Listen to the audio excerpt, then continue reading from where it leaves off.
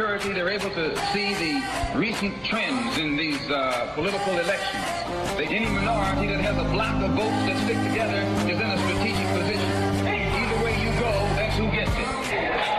You're in a position to determine who go to the White House and who stay in the doghouse. You're the one who has that power. You and I have never seen democracy. All we've seen is hypocrisy.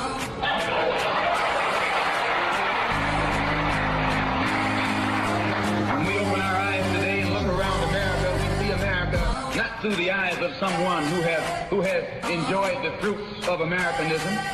We see America through the eyes of someone who has been the victim of Americanism. We don't see any American dream. We've experienced only the American nightmare. We haven't benefited from America's democracy. We've only suffered from America's hypocrisy. And the generation that's coming up now can see it and are not afraid to say it. And are not afraid to say it. And are not afraid to say it. And are not afraid to say it. And are not afraid to say it. And are not afraid to say it. And are not afraid to say it. And are not afraid to say it. And are not afraid to say it.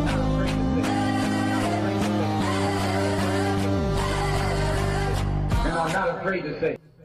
And are not afraid to say it. Welcome, welcome, welcome. You are listening to, I can't hear myself. Can y'all hear me? All right. I hear you. You do? Yeah. Check 1, 2. You hear me in the mic? You hear me in the headphones? Say it again. Check 1, 2. Check 1, 2. Can you hear me? Can you hear me? Yes. Okay. Welcome, welcome, welcome. You are listening to Black Westchester Presents the People Before Politics radio show every Sunday 6 to 8 on InTheMixRadio.com. I'm your host, A.J. Woodson, Black by popular demand. Damien K. Jones will be here a little later doing the whole, Valentine's Day weekend thing with the wife. Got to respect that. You know what I'm saying? We got the lovely co-host, Lorraine Lopez in the house. Hey. And we also have Brenda L. Crump. And the L stands for lovely. Yeah. In the place to be. And we have a couple of guests. We got some guests coming up.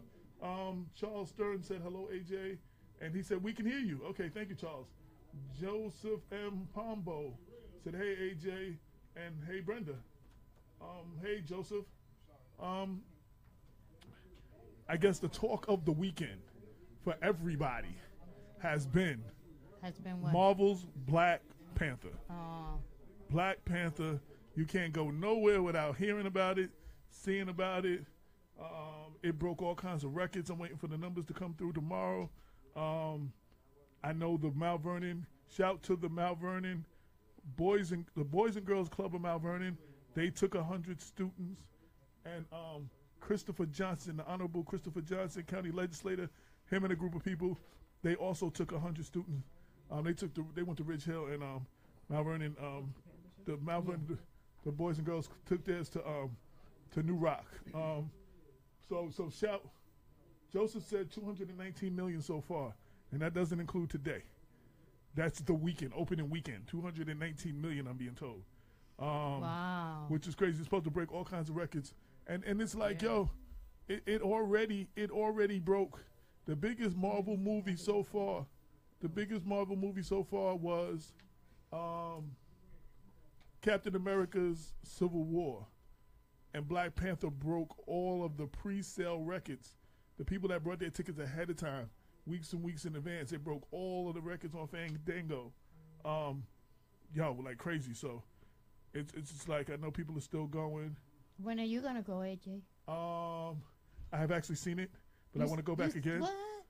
I want to go back again. I know Damien just went to see it with his wife earlier today. Yeah, I went right. today, right before People Before Politics. Yeah. I just want to say, I'm not going to give no spoiler alerts because I know a lot of people ain't see it. It is definitely worth the cost of the ticket. It is well worth it. It was done well. Almost 100% black cast with 100% black writing crew. And the reason they wanted this was they didn't want any, Wakanda, the country they come from, is an African nation. You know what I'm saying? A self-contained African. They didn't want any European or Eurocentric ideas in the contribution of the writing. So they went, it's a mostly black writing staff too. You know what I'm saying? Like, I mean, Awesome. they went all out. And what's his name? Michael B. Jordan played a hell of a Killmonger, the bad guy.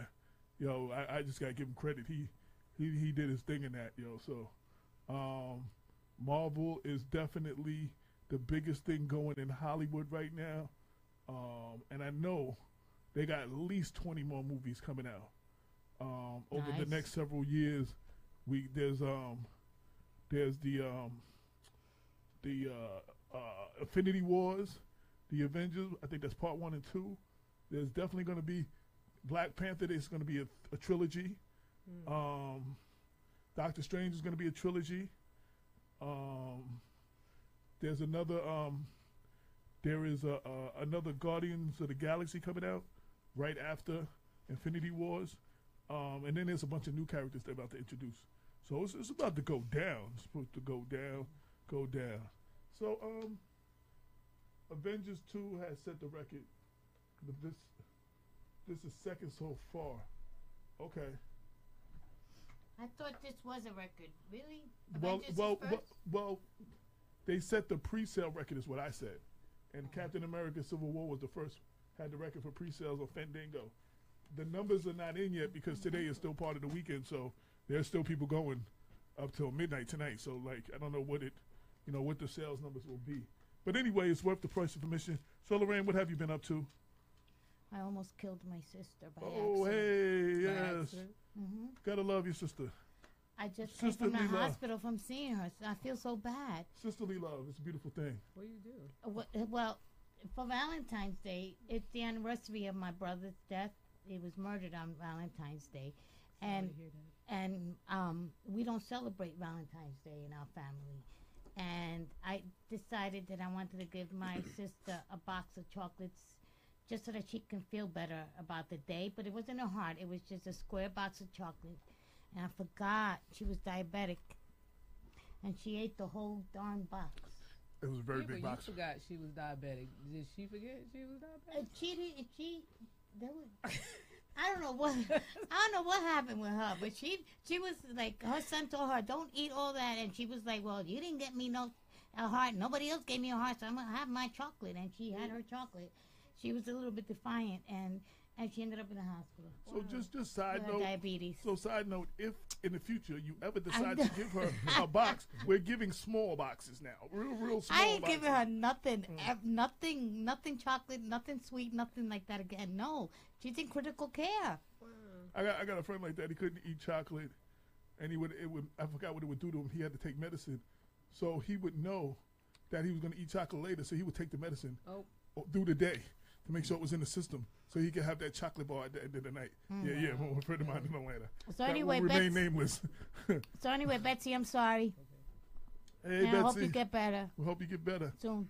Brenda, so I seen you turning up some colorful drink, and I know you on the healthy, better me type of Yes. thing. Yes. You was talking about the snacks that you had at the Black Panther today. Talk Right, about a little right. bit Before I came here to the great show, People Before Politics, I went and cast my dollars to see the Black Panther, and I had my healthy snacks, and I'm proud of me and the choices that I'm making. Hashtag healthier lifestyle, healthier choice, healthier foods. So as you talked about my drink is grapefruit, fresh squeezed grapefruit Ooh, so juice pretty. with the pulp. Ah, We need the pulp. We don't want to get rid of the pulp for all the vitamins, minerals, irons, nutrients, etc. that it has. When you do fresh juices, generally people just have the juice and they throw away the pulp. And so you don't get the full impact of having the fresh fruit. So therefore my pulp is in my bottle. I don't know if anybody Doesn't can that see bottle that. look pretty? yeah. And, Absolutely.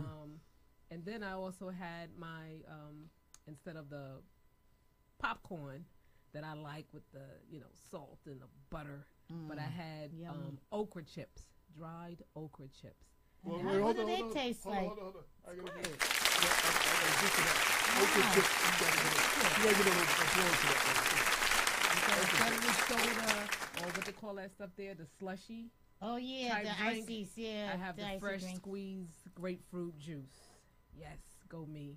Yay. Sandra A. Rose said, "Amen." ZIJA Moringa drink and ZIJA protein bars. I don't know how to pronounce ZIJA. Zaja? I don't know if I pronounced that right, but Okay. anyway, she was. I guess that's what she's Great. doing.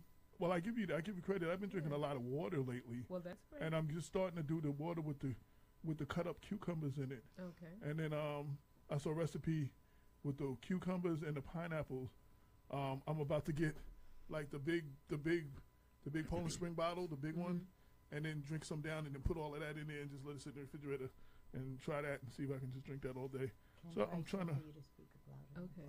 All right. I'm Yeah, trying that's great, AJ. And maybe later. And I don't know all the difference between like the waters, but I know that I'm learning that distilled water is supposed to be best. Everybody have their opinions, but perhaps I'll put up a link in the comment section about distilled water and tap water, spring water. Actually, Mount Vernon has bottled good water. tap water. Well, they say it tastes good, but we're talking about content that's in the Oh water. well, I'm just saying because Yeah. I'll get a big cup, just ice and water, just tap water sometimes. When I run out of bottled water, I will just drink the tap That's water. good water. Where I live, it's nasty No, water. I think Well, Yonkers got an award No, I or don't something. live in Worcester. Oh, you don't? No, oh, Mount- yeah, Mount- you I'm in the upstate. lake. Yeah. Mount Vernon has Okay, got you the award upstate. for the last several years for the best tasting water in Westchester. Like that's Okay. their claim to Yeah, fame. it's With everything good. else going on, but that thing, Sandra A. Rose said, Brenda, Yes. Brenda better than garbage at the concession stand. Oh, yes, very much so. Thank you. Shout out to Joseph M. Pombo, Ken Bright, and Solomon B. Peterson. I think that's King Saul from back in the days from WBAU with Wildman Steve. If so, peace and blessings, my brother. Word up. So, and you already asked her to speak up louder. So, Yes. yeah. Thank you. Sorry about that. So I'm trying to do the health, and then you know what else I'm doing too? And I got to go to the supermarket because I ran out. The little oranges, the little cutie things. You know, the little real Yeah. small. Oh, I yes. get like 2 bags of those, and like sometimes I'll be wanting that bag of chips or something, and instead of going to get chips, I just take like 2 of those, cut it open, and I'm watching TV, and I just peel off. And That's just, great. For Get real, the AJ? applause, Yeah. AJ. You Good for deserve you. it. Yeah. Give Yay. yourself So- one. so- I'm That's so great. proud of you. I got, I'm telling you about that stuff in the studio. Sandra said he had got distilled and alkaline water. Now I was drinking alkaline water, and I was messing with coconut water as well. And the coconut water water with is the good. with the Coconut pulp water with the is little good. pulp and stuff in it too. Sometimes that is a little bit much in my mouth, all the little bits and pieces. But I'm trying. Yeah, well, straighten that. The coconut water is great because and hopefully not hopefully, but in the future, I won't go too much into it now. But we're gonna have a special guest on People Before Politics, Is he here? Orville Douglas, Oh, okay. dealing with fruitarian. I never say that right. Fruitarian lifestyle. Oh, And okay. so, and one of the things is like with water, and that's where I learned about distilled water, bottled water, tap water, spring water, all the different types of water and the contents and what's good, what's not. Well, I know what's good, alkaline better, water is best. supposed to be good because everybody told me drink alkaline water. But the coconut, No, just the water. No, I'm talking alkaline about coconut water is Yeah. great, fresh from the coconut, not store bought coconut water. So it's better if you get a fresh coconut. You know the saying, good, better, best. Well, I got So, the. If you The bought brand store bought, name. that's good. That's a start. But if you can get a fresh coconut and get the water out of it and drink it, that's better. Good, Okay, well, better, best. Ain't no coconut trees in my backyard, so you know. There's none in mine. But either, Jesus, you go AJ, to the but you can farmer's go to market. Stop and Shop. What's Ken- that? Ken- Fairway. Yes. Ken Bryant said hashtag Thinking Green. Don Figure, what's up, sir? He said great show. And Sandra A. Rose said I'm from WPHS 79, and the best water is upstate. We're blessed. Shout out to WPHS 79. And she said water, coconut, watered down is fattening sometimes. Yes, I am now watching from Jamaica. Nice. Oh, well, shout to you. Props for Yes. tuning in from Jamaica. Here you go. We'll have some people tuning in from the UK tonight also. Okay. Now, you know I gotta ask. So, we are talking about Jamaica the island and not Jamaica Queens, right? Yes. No. I know you gotta be specific. Oh, yeah. You know, you tell Yeah. people I'm going to Paris. You know, there's a Paris in Texas. You know what I'm saying? So you gotta be specific. You know what I'm saying? So No, that's right. You're right. I know a whole lot of people. Like, yeah, I went to Jamaica. They was talking about Jamaica Ave. You know what I'm saying? They weren't talking about they ain't never been to the other. She said, yeah, she is, and she's a health coach. Oh wow. Who's that? Who's the health coach? Sandra A. Rose. She is the Okay. health coach. So Great. so are you from Westchester? Are you from the Westchester area and you're just in Jamaica, or if so, maybe we need to have you come to the show one day and educate the people on tips they can do for especially Yeah. people of color, because we Word, I need tips. don't get a lot of information on the eating the right way, and a lot of us, me included, abuse our body with a lot of junk, Yeah. and we don't realize it. And when you live a lifestyle like you heard me talk about I used to be a rapper, so when you're on the road a lot, and you end up eating out a lot, and then even when I wrote for Ochos Rios from here, but used to live 40 years in the 914. Okay. Well, shout out. Oh, thank you for tuning in from down there. I appreciate Ocho Rios. That's what's up. Say what's up to Ben from Yonkers Voice. He's tuned in. Ben, love you. Shout out to Ben and Yonkers Voice. Again, I definitely, I know you catch a lot of hell for the things that you do, but I definitely respect your hustle. When things go down, you're always there with a camera. You break it down. Even stuff in Mount Vernon. There's been stuff in Mount Vernon that I've called you and you were there. You know what I'm saying? Something in Mount Vernon I found out because of you. You know what I'm saying? Because you had the video and I was able to watch your video and write my story. But you stay on top of things, and you hold people's feet to the fire, and you get attacked a lot for it. And definitely I know what that feels like. And he got 23,000 viewers now. Right, and I know what that's like. So I'm speaking personally. So I just want to salute you and all that you do for the community.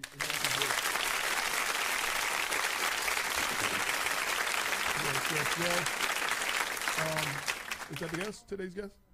Brenda, is that the guest coming in? Yes, it's first guest. Yes. Come on in. First guest, come on in. Yes. The Price is Right. Come on down. We say on People Before Politics, come on in. Thank you, Sandra. She said, love what we are Come doing right on with in. Black Have a seat. Westchester. Make yourself comfortable. Okay. She says she loves what we're doing with Black Westchester. Thank you very much. Welcome. Thank you. So that catches us up pretty much. Like I said, Damon will probably be here in the second hour. Again, doing a romantic weekend thing with the wife for Good. That's Valentine's. good. They went to see Eric Roberson at BB King's, one of our advertisers, you know what I'm saying, and they made a whole weekend in the city out of it. Then they went to see Black Panther today earlier and went out to eat. So, so that's what's up. Black love, it's a beautiful thing. Oh, and Sandra, welcome. You know what? You get another applause. This is your first time listening? First time All right. listener. Thank you for tuning in. We definitely appreciate you. Yes, Tell a friend. Check out our website, which is blackwestchester.com. Even though since you're not in Westchester and can't get a copy of the paper, you can look at the digital copy, which is available on the website. Just go to the last tab on the site. It'll say BW Newspaper. You click on that, and we came out with the paper in August, so every issue is up there, and you can read along down there in Ocho Rios. Word up. So, and the 914 misses you too. So, moving along, we want to have Brenda invited to the guests. No.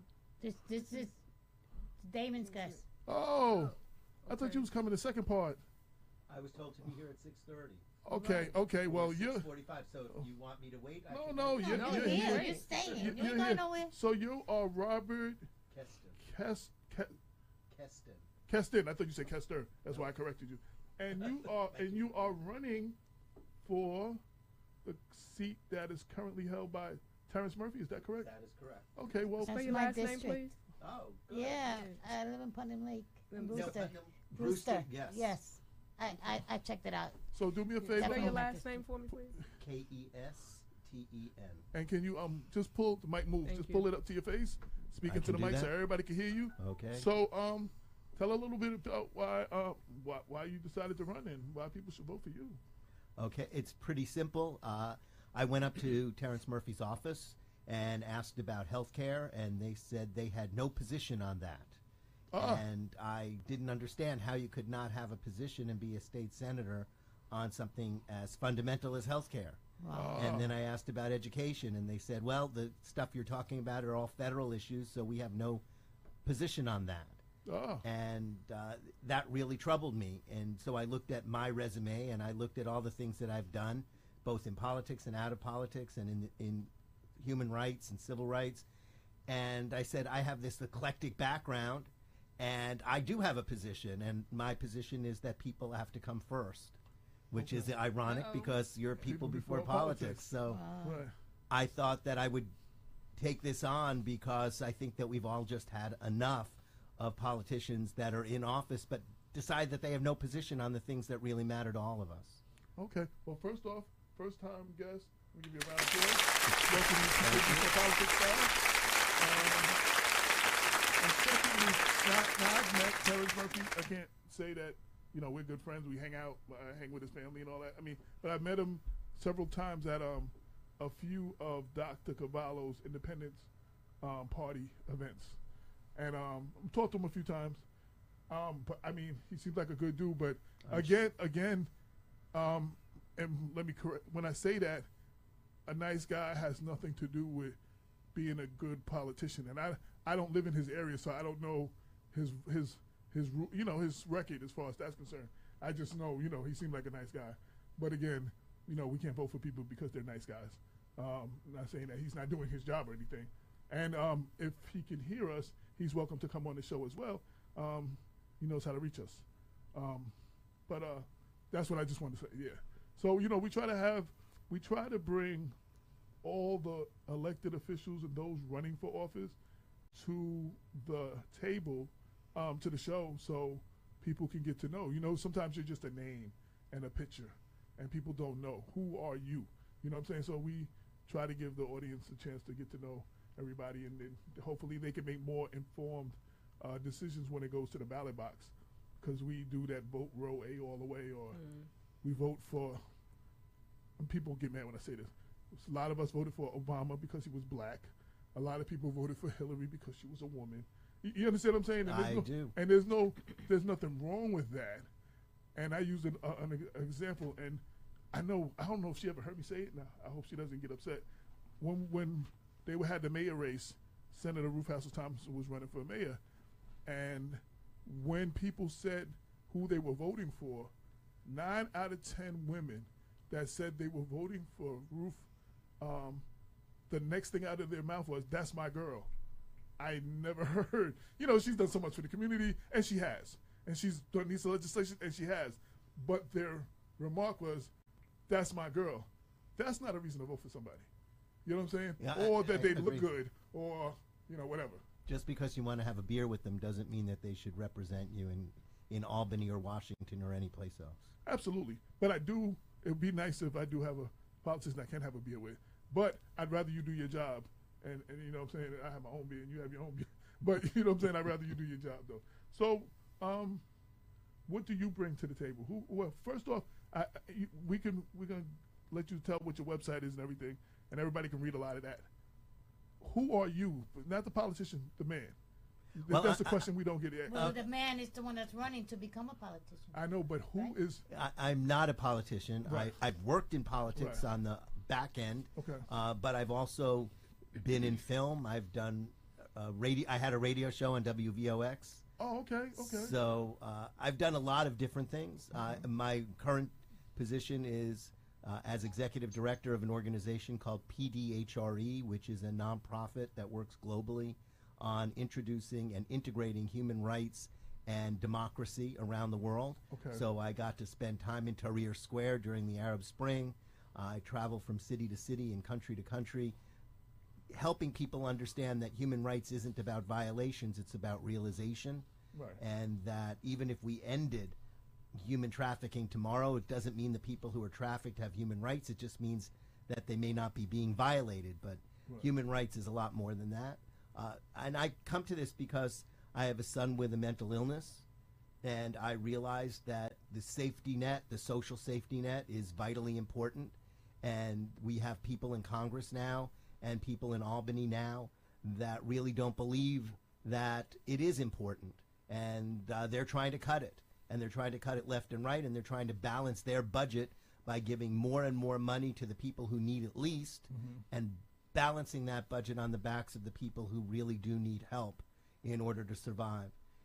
And that's why I'm running. I mean, it's as simple as that. I have that experience of with a son. My neighbors lost their house in the economic downturn.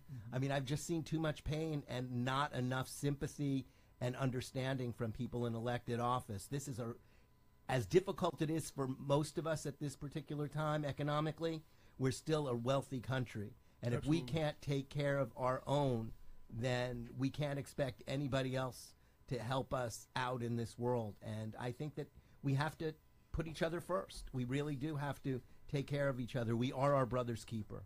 Absolutely. Now, I have to go back a little bit. I did say that you're running for Terrence Murphy's seat. Yes. For those who don't know, what seat is that? That is Senate District 40 in the New York State Senate. And what does 40 cover? What is 40 A covers? lot of places. Yeah, it covers an awful lot of places. It covers Mount Pleasant, which includes everything from the funeral, the cemeteries down in the Thornwood area, up through Sleepy Hollow, Pleasantville, Newcastle, which includes Millwood and Chappaqua, Cortland, Croton on Hudson, Peekskill. It goes then across to Yorktown, Somers, North Salem, Mount Kisco, Lewisboro, Pound Ridge, and then up into Putnam County, where it has 3 towns, and then 2 towns up in Dutchess County. Wow, so it spans 3 counties. Yes. That's interesting. Lorraine, you live in Yeah. Brewster. Did you Yeah. say Brewster? You said Brewster? That was one of the areas? Yes. He said, Yes. Okay, yeah. so is there any questions you have, being that you are a resident of Brewster, about concerns in your area that you would like to bring up to? No, because I really don't associate with much people over there because we're all kind of isolated. But I am curious. Some of my neighbors have Confederate flags. How do you feel about that? I mean, big ones too. You want to? I was going to give a speech in Kentucky, and we're driving down this highway, and then across the entire highway is a Confederate flag, and my mouth just dropped open.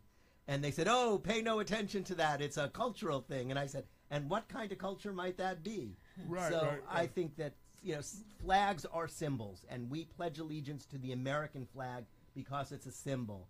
And Confederate flags, therefore, are a symbol, and they are not a symbol of what we would hope would represent the best values of the United States of America. And it's ironic in a sense that I don't know of any other place in the world at any other time, even here, where we consciously celebrate those who have lost a war that was meant to divide. It's sort of surprising to me that people think that this is some kind of cultural icon to them that they're celebrating because they tried to destroy the United States of America. And in other countries, that would be considered treasonous. It absolutely would be in a lot of places. And nobody's saying that. Nobody's using that word.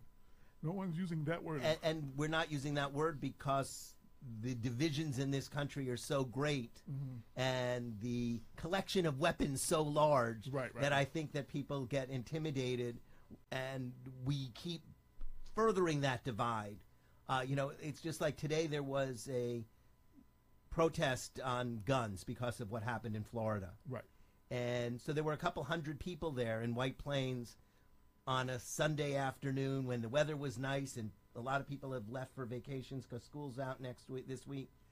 And it started to hit me that although it is unlikely that we will have a north-south divide for a civil war, we're having a divide now between neighbors and within families.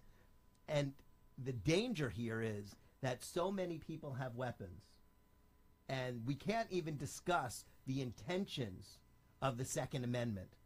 It is either you have them or you don't have them. Obama was going to take guns away. Hillary was going to take guns away. Not once did I ever hear President Obama or Secretary of State Clinton talk about removing people's guns from law-abiding citizens. And yet that was the only thing that we heard from the other side. They're coming to take our guns.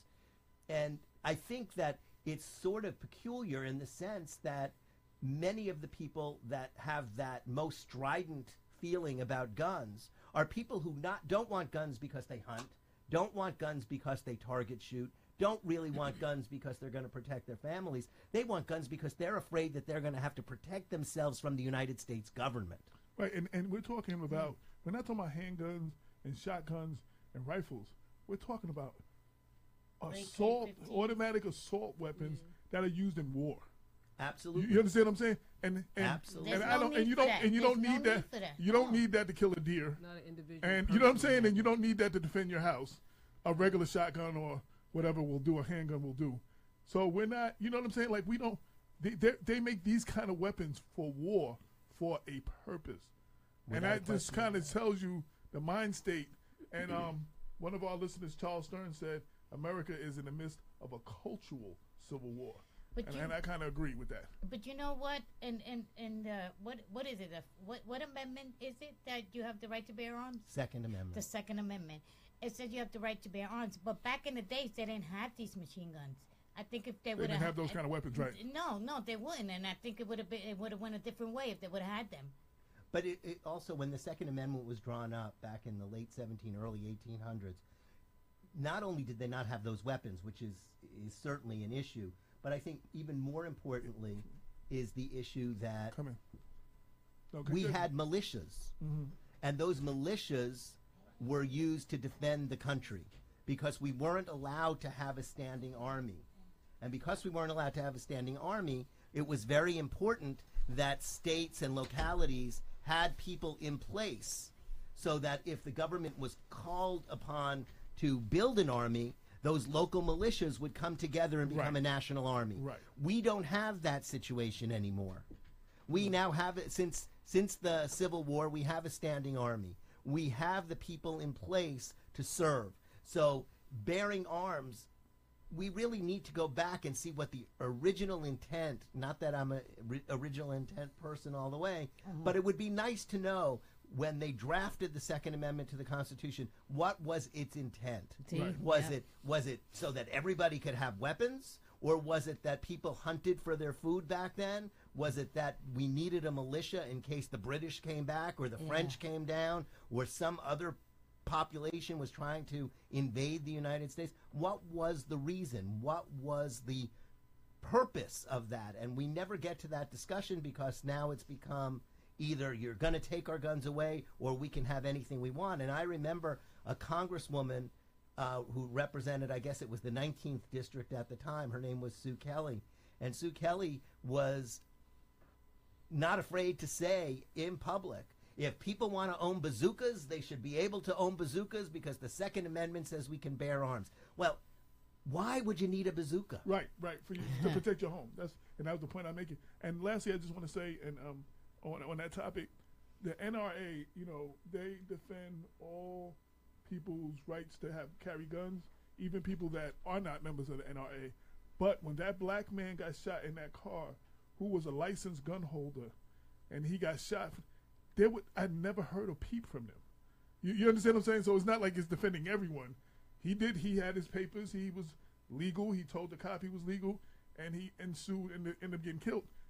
They never came out, but they speak up for everybody, car holder or not, their rights to hold guns. But it's obviously not everybody. Oh, you So- talking about Let me Pull jump in the here. mic, and we have Andy. Tell everybody who you are real quick. Hi, I'm Andy Andy who? Falk, and community Andy organizer. Falk. It's about time that Okay. we've sat in the same room with Robert here. Okay. And you know what?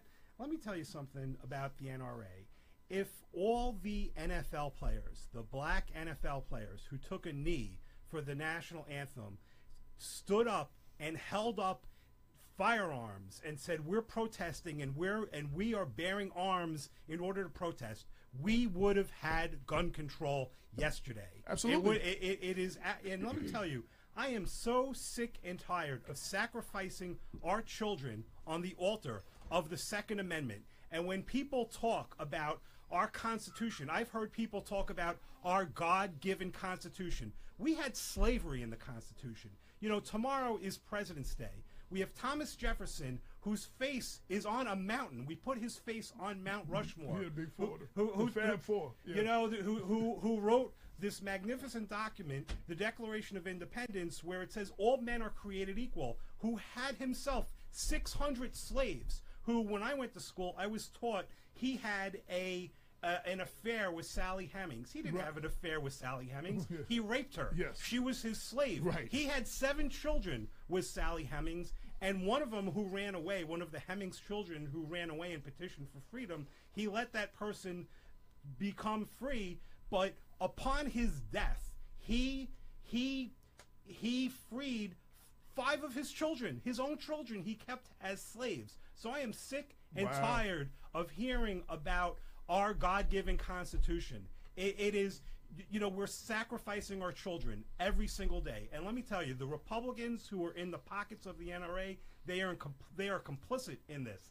And when we have an undocumented immigrant who they say an illegal immigrant who drove drunk and killed someone, that they use that as an excuse to let's deport all the illegal immigrants, right? But we've had 18 shootings in 2018. Every 60 hours we have had a school shooting. The clock is ticking. And they're talking about, oh, well, it's not the guns that kill people, it's the people that kill people.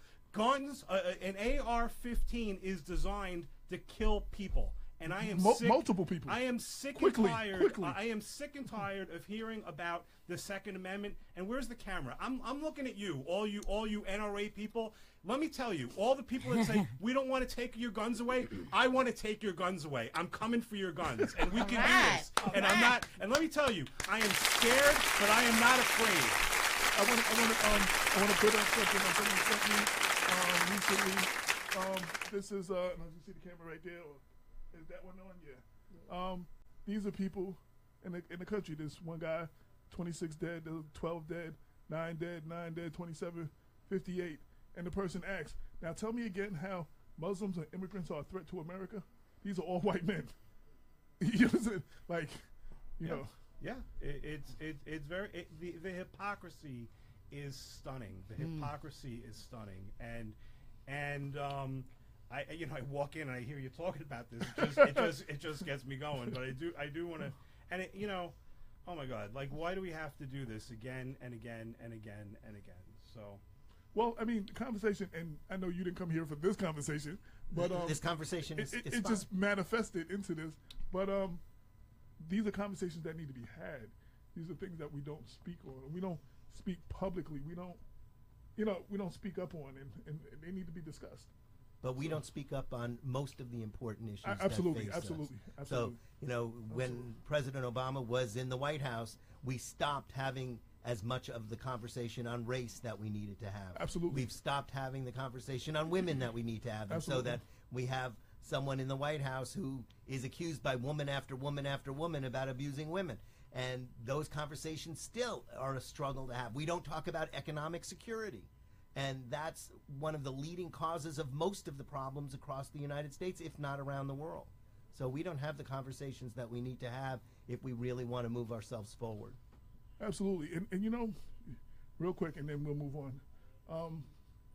The primary between Obama and Hillary, now this is my personal thinking, I thought that the country was more racist than sexist.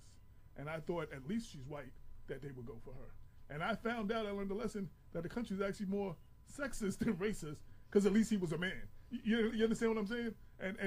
And that was a very telling thing for me. Like, I thought, because, we're made up of a whole lot of different people, we found that out, that the country is actually more sexist than racist, and that says a lot. Because the country is very racist. To some extent, you're right, because black men got the vote before women. Right. So there was clearly a feeling that men were more prepared to take on the responsibility of being citizens than women. But I think also Hillary came even to that primary with a lot more baggage than he did. Oh, and so there were people that already Absolutely. hated her, Absolutely. and they just didn't know him. Well, I always said if you want to galvanize the entire Republican Party, put a Clinton on, put a Clinton's face up there, like that. That brings them all together. They all against everybody. The only good thing is that when you put Trump's face up there, only 26 to 30% of the population is really jumping up and down for joy. So we have the galvanizing on the other side as well now. I use that example. I used to be a hip hop artist, so I always equate a lot of things with hip hop. And I said the last time a white man stood in front of this country and said he was going to make America great again as his campaign slogan, Ronald Reagan, it gave birth to conscious and rebellious artists like Public Enemy and stuff like that. And now we have that again, and I believe what the plus, because you got to look, there's a good side and a bad side. If there's anything good about his presidency, is galvanizing a lot of grassroots organizations. And I'm starting to hear some more politically conscious music. It doesn't get played all day in rotation like the other music does. But I'm starting to see more artists speak out. Yeah. Athletes speak out. And then I wanted to say, as far as the football thing, and then the last thing I'll say on that, and I've said this before, the NFL, the people who are responsible for making sure that Kaepernick does not get a team, disrespect the flag every Sunday. Yes. One of the things you're not supposed to do to the flag is lay it horizontally and up in the air like that, being held. That's what they do. That's like when I was looking at things of, because they talk about disrespecting the flag, I looked up the things about disrespecting the flag. That's one of the main ones right there. And they do this every... It was never about the flag. No, it wasn't. It was about telling black people that they can't have a voice. Just like Laura Ingraham said to LeBron James when he talked about racism, and she told him to shut up and dribble. It goes back to, what did they used to say? Uppity, there has never been well, they're not protesting the right way. You want to know something? Because you're threatened by people speaking the truth, and it was Muhammad Ali. Remember how much we loved Muhammad Ali? We hated Muhammad Ali. Right. There were sportscasters for years that wouldn't stop calling him Cassius Clay, which he said that was my slave name. And there were people that went to his fight only to see him get knocked in the mouth, get his behind beat. They would get the front row seats just to see him get beat. Now, I mean, that benefited him because that money went to him. But I want to say about one thing, and I'm glad you brought up Ali. When Ali made that move, and you can read about it in the February issue of the Black History issue, that he was great because he fought for what he believed, not just for what was in the ring. At the time, he was not looked at and celebrated as a hero. No. Or anything it took positive. a lifetime. Right. Now, I say the same thing about Kaepernick. Right now, and that's why I'm trying to get some people to acknowledge him now. You know what I'm saying? Later on, history will remember his bold move, and Courage. he will be. You know what I'm saying? He knew what was coming. Yeah. He knew what was coming, and he's like, I have to do it. And then when we had Charlottesville and Donald Trump said, there are some very fine people, the people with the torches and the guns, and I said it then, and I'll say it again. He calls black athletes sons of bitches. Yeah. I said it then. I'd rather kneel with sons of bitches than stand with very fine people. So this is real stuff, and we can't let people distract us and say, to say whoever they are, aren't protesting the right way. It is hard to protest. It is hard to have an opinion that is not a mainstream opinion, and when we see people speak truth to power, and that's why I love coming on this show, when we see people speak truth to power, we have to celebrate them, and we have to stand with them, and we have to kneel with them, and so that's why I'm happy to be here. Absolutely. Well, we're glad you're here. I'm glad. Yes, always glad to come. Now I want to go back to your campaign. In the last election, I saw the Donald Trump effect galvanized a lot of non-Republicans, whether they were Democrats or whatever, and more Democrats, got elected. And I want to see if that's going to trickle into the 2018 election. But I'm also a proponent not for the two-party system. I think the two-party system sucks because you know what I'm saying. I think Republicans have never had a use for us, and Democrats smile and pretend they like us, and then do what they're gonna do anyway. You know what I'm saying? So I mean, as far as so I think we need more choices, which you represent the Working Family Party, right? Yes. Yeah.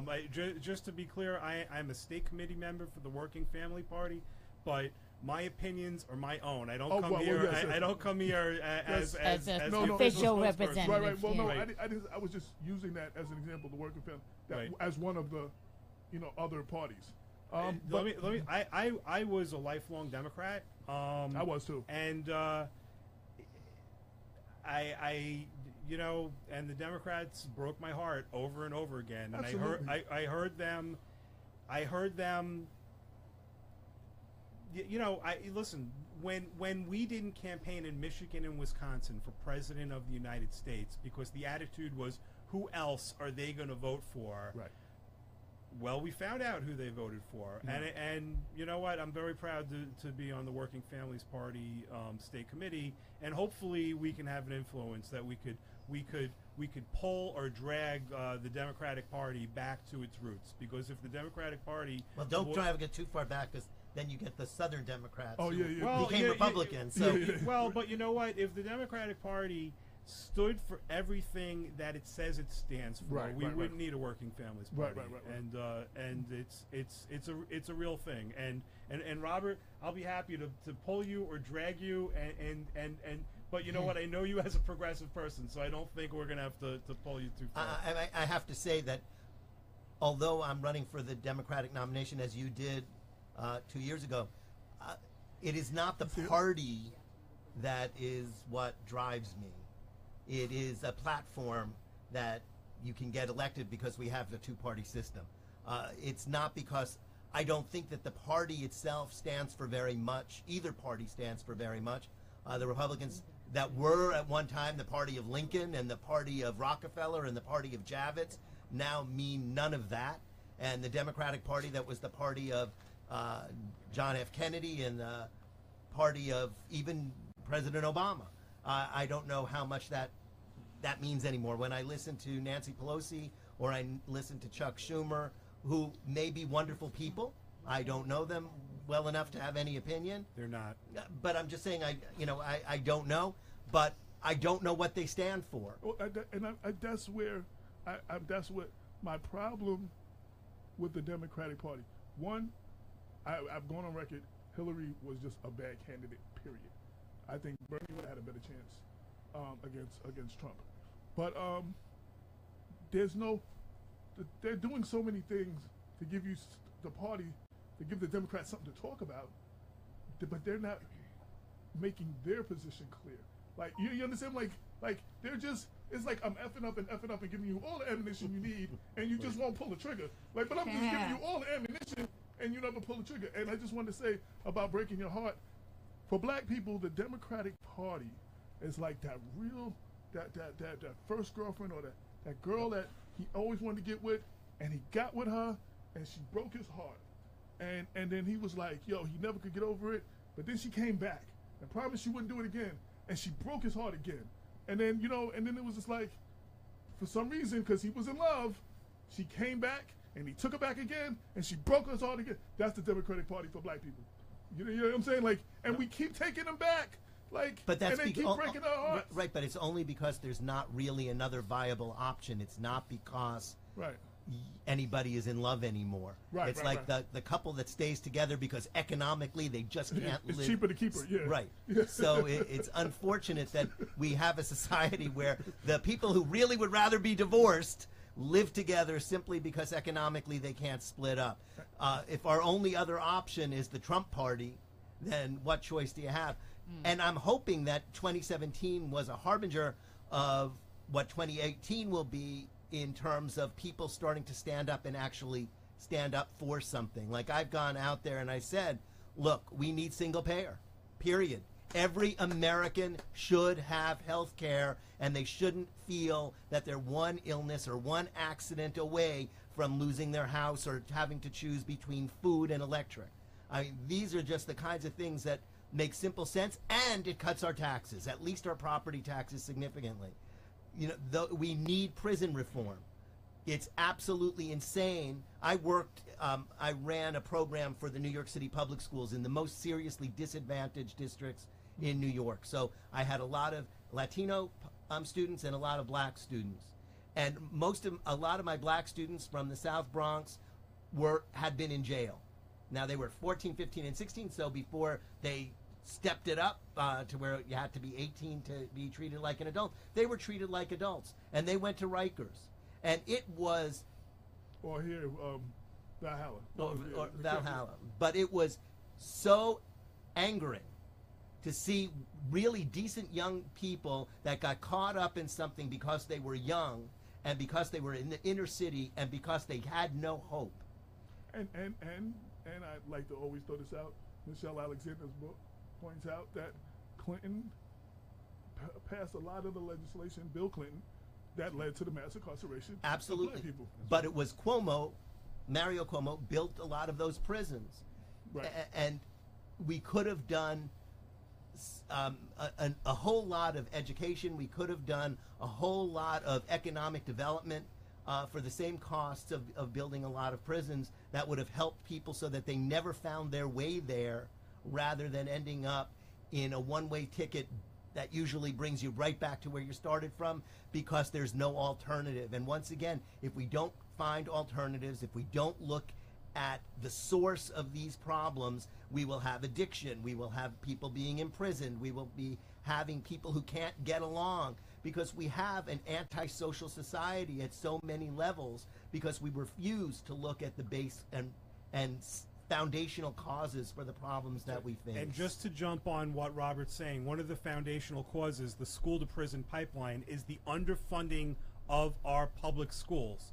And, you know, when, listen, Scarsdale, they can cut state funding, they will always have money to give their kids the best education. When we cut state funding for public education, it hits our poorest communities first, it hits our poorest communities hardest, and we owe billions and billions of dollars to school districts like Yonkers, like Peekskill, Mount Vernon, and you know what? By underfunding public education and not having property taxes are the worst way to fund anything, and by funding public education through property taxes and not through a progressive state income tax where every student gets the same dollar for dollar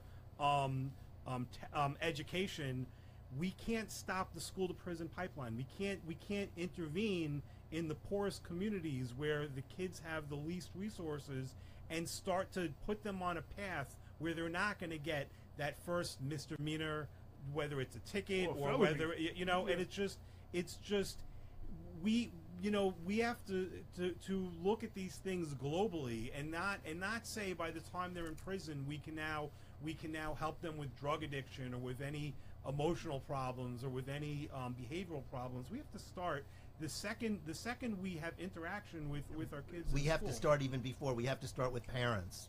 If we don't work with parents who are going to have children and children who are going to have children, by the time those children are born, they are already at a sided disadvantage. And I saw that over and over again. These young kids that came to these high schools where I was teaching, one problem after the other. I mean, every time I was in this class in the South Bronx, a kid would come in and say, "I'm sorry I'm late. They raided our apartment building today and took out a handful of people." There was not one kid in those classes. I had classes in Manhattan, Brooklyn, and in the Bronx. Not one of them didn't know or have a family member who was shot to death. That's not the way people should come into this world, and that's not the way people in the United States should be living. We had a former co-host, Cynthia Turnquest Jones. She is an educator and she teaches in the Bronx. And there was a big raid in the Bronx a while back, and it was all over the paper. Out of that raid, I don't know, say 30-something people got arrested. 15 or 20 of them were her students. Like she personally knew because they were her students.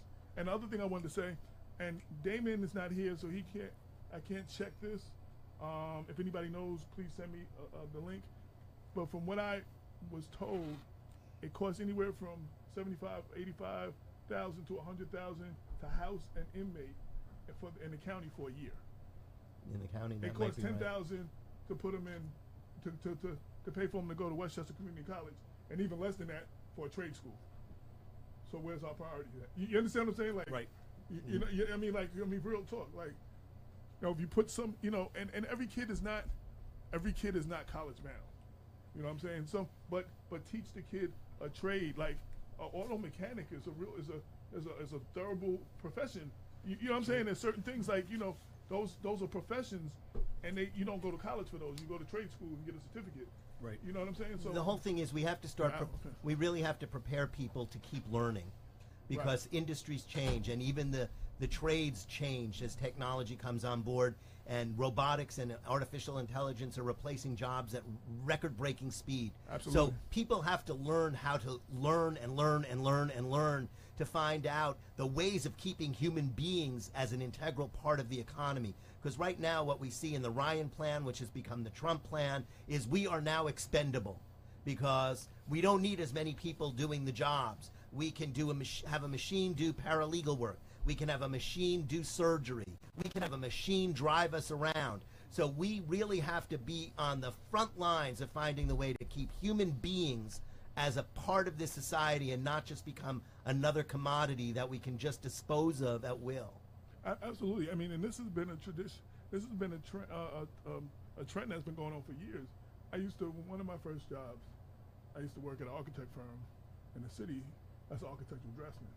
And then before that, I was what they call a job shopper, which is the same thing as a freelancer. And they would pay me way more money than they pay their employees because they don't have to pay my medical. Right. So back in, let's just say 85, I was making $20 an hour, which was a whole hell of a lot of money back then. You understand what I'm saying? But then they had CAD, computer aided drafting, that can do the job of 20 of us. That's right. So they no longer needed the freelancers that I was, and then they started letting people go at the job. And this is back in 84, 85, 86. And that trend has been going, is way worse now. Well, it's not something that just started. We Correct. have been paying attention because this has been going on for a long time. And it's always gone on. I mean, when we went from an agrarian society to an industrial society, we saw those changes too. But I remember as a young kid, you would go into an office building and there would be one floor sometimes that was all a secretarial pool. Absolutely. And then computers came on board and that secretarial pool was gone. And then it was one assistant for two executives. And then the executives themselves had to write their own letters. And the kinds of jobs and the number of people that are needed to do anything keep shrinking. But we have to find ways to engage people and to keep people as part of the system. And we have to remember that people are not just cogs in a wheel. Now, what do we do about that? I mean, like, we're here now. It is what it is. You understand what I'm saying? And I know one solution that I believe is we have to re-educate the workforce to make them more, I don't know what the word is, more attractive to employers. You understand what I'm saying? We have to. But that may not be it. As we see now, and as you even mentioned, more and more people are going to have to work for themselves because corporations are not going to hire you as a full-time employee. So you have to reinvent yourself as the systems change. And we may have more people that are contract workers. We may have more people that are working for themselves and have clients. We may have people that are doing project work. As you said, we have to keep educating people so that they are prepared for those changes. And the education system itself has to change so that we can fit in and keep learning the tools that are necessary. I remember back in 1999, I had a friend who worked at a bank. And the bank was giving its employees that worked in computers a choice. You can either do COBOL and rewrite the bank stuff because they were afraid, remember when 2000 was coming, that all their records would be gone. Or you can go to school and learn the new computer languages. So the people who were going to work in COBOL knew that they would be out of a job because once that was reprogrammed, the new languages would come in, and they would already be too late to start learning them because all those people would already be trained. And that's the system that we're in now. We're replacing people, and it's fewer and fewer and fewer people. So we need to think differently. We need to think outside the box. What is it that we need? What is it that the society will demand from us? And how does the educational system help us keep moving through? We're not going to be able to stop education. It's not like you can be a plumber in the 1940s and that's the way it's going to be. You have to keep doing things to recertify. Absolutely. I just want to say, personally, one of the things a few of my peers have said about me is one of the things they love about me is I'm never afraid to learn new things, and I'm always reinventing myself. Again, like I told you with the drafting thing, I had to go do something else. And when the world got a certain place, I had to go take some classes to learn HTML, and now I can do the website and the paper. You know what I'm saying? Because when you transfer, when you copy and paste from one thing to another format, it has a lot of code in it. That's sometimes, right. and it doesn't look like how it used to look. And you have to know what to take out and what to replace. I mean, little things like that. But and even in doing every story I do, like people think, oh, you know everything. No, but I have to look these things up and research everything to be able to accurately articulate and talk about it and knowing how to do the research. And I just want to say to everybody out there, what you said is true, but we have a self-responsibility to always keep ourselves marketable, to always be willing to learn new things, to always be able to, you could be the finest, like you said, plumber, electrician, or whatever, something new's coming out. You know what I'm saying? You hang TVs up for a living and all that. They got new equipment and new wiring systems and new things to communicate with each other. You then have to go take a class or something to learn that new stuff. Absolutely. You know what I'm saying? So you have to be willing to do that yourself. You know what I'm saying? Because some people are just stubborn. They're stuck, and they're not going to ever change, and the world leaves them behind. That's exactly you know what I'm saying? what happens. Like when I used to write for a bunch of magazines, as a freelancer, I wrote for everybody, Source, Vibe, the Village Voice. They were all calling me about different things. But all of a sudden, the world changed, and now they don't need freelancers no more. And now they're trying to make their in-house workers do more work. You understand what I'm saying? And then they start switching to digital, and I got left behind for a minute. And I was literally stuck for a minute. And I had to learn what's going on in the computer. I had to learn the internet and how social media works. Now I do social media marketing. But I had to learn, I had to teach myself. I had to go study and pick other people's brains. And I have a 28-year-old daughter who is my ghetto tour guide through some of this stuff. You know what I'm saying? Like even the program I use now in design to design the newspaper.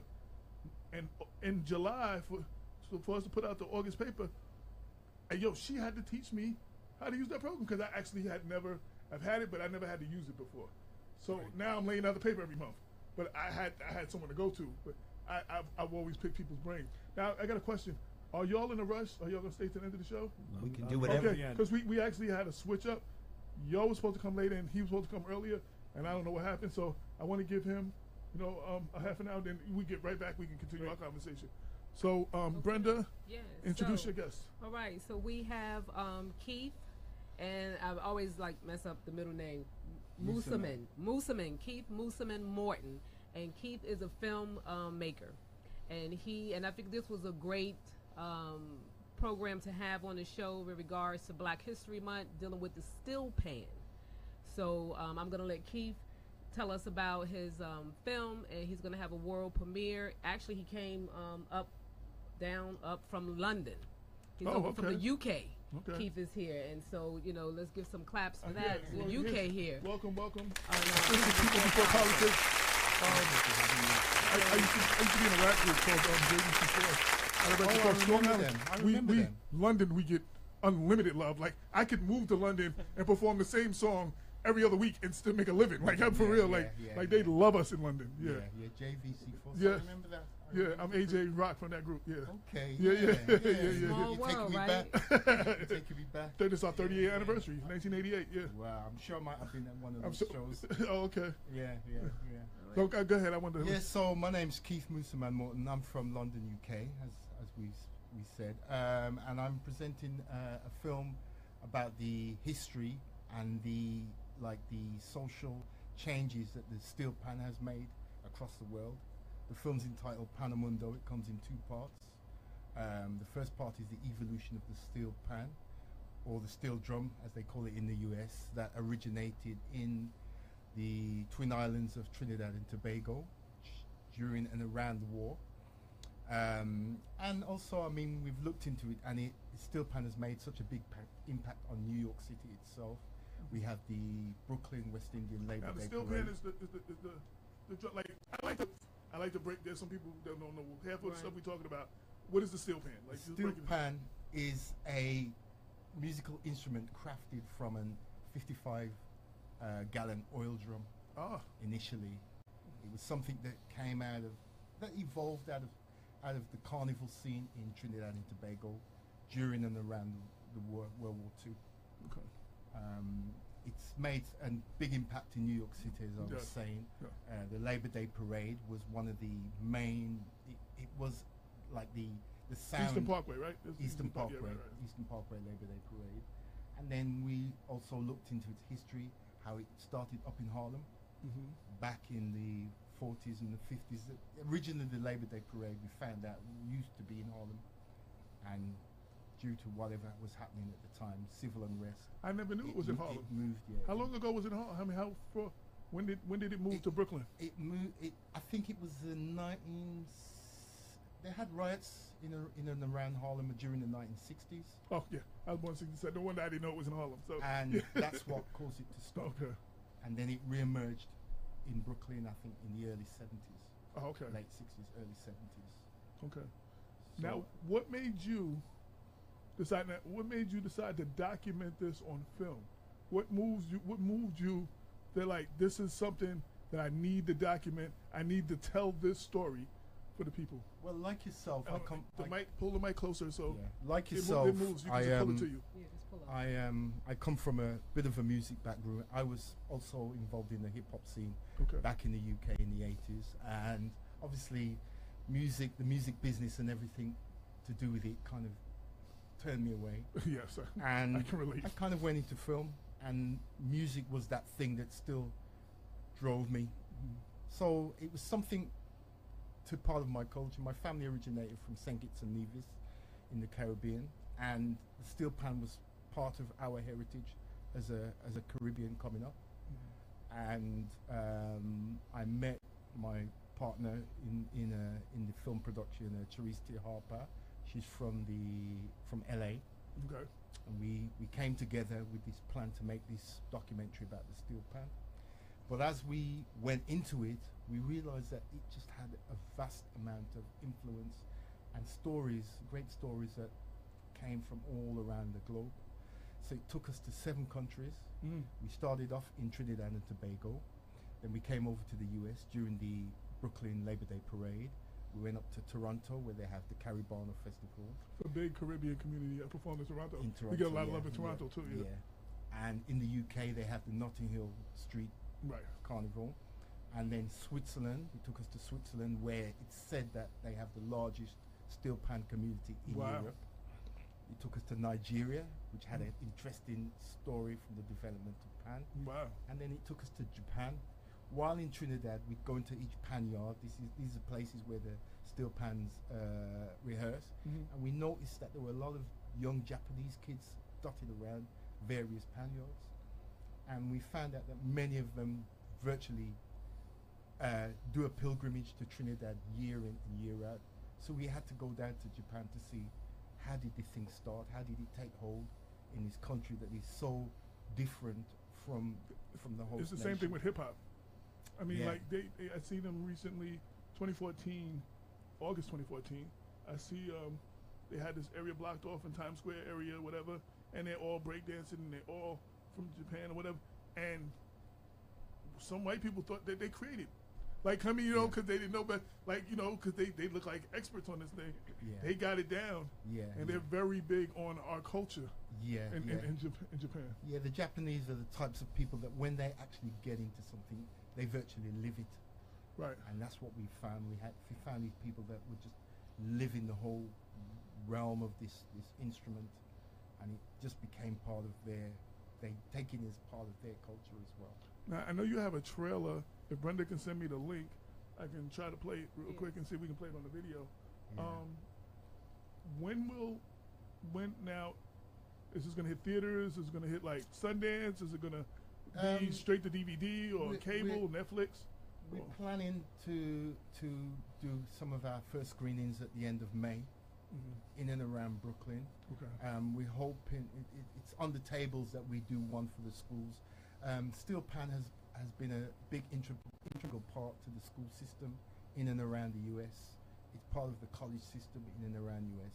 The Steel Pan is an ideal vehicle to teach people to understand music theory. It's almost like music theory imprinted on this metallic drum that actually plays notes. And so initially we're trying to put forward to do our US premiere in May in New York City, in and around May, hopefully in Brooklyn. Okay. Yeah. I'm pulling it up right now. Give me 2 seconds. Full screen. So while AJ is doing that, AJ Keith also, won an award. He not only have he done these films about the Steel Pan, he's also done another film. And why don't you tell us, a little bit about So that I'm film queued in up which you whenever won you're an ready. award? I'm queued up whenever you're ready. You ready? Yeah. All right, run it.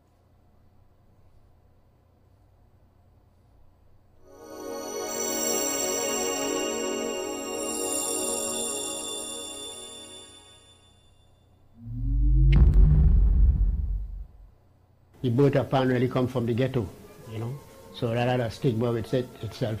This all-star band was called TASPO, Trinidad All-Steel Percussion Orchestra. We were the only musical band from the Commonwealth who attended the Festival of Britain 1951. Everybody was so amazing. What is that? It's trash cans. They were not even painted beautiful. At least as raw as they were. One day we were practicing, and the police just come in the yard with hammers and smashed our parents up.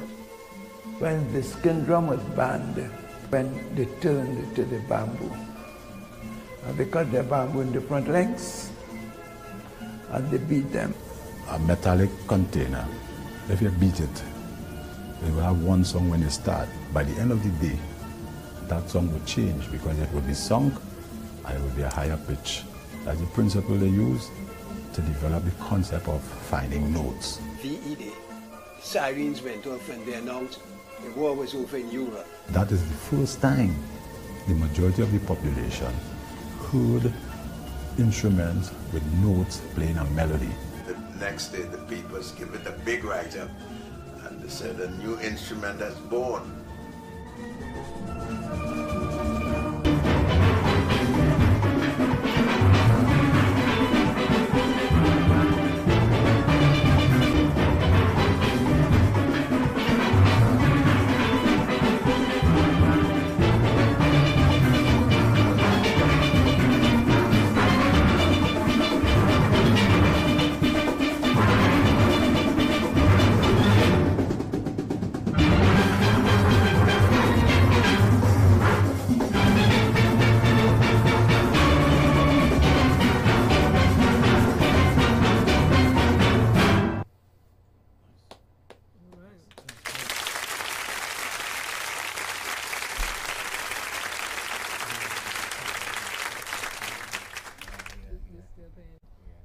Keith, tell us about your other film which kind of actually I guess led you in where you met your partner. Yeah. And you kind of got started with the Steel Pan. How I met Cherise T. Harper was at the New York International Independent Film Festival 2011, where my first film was entitled Day One. It was a 20-minute short film about a young woman who is under the scourge of drugs, and she decided this particular day to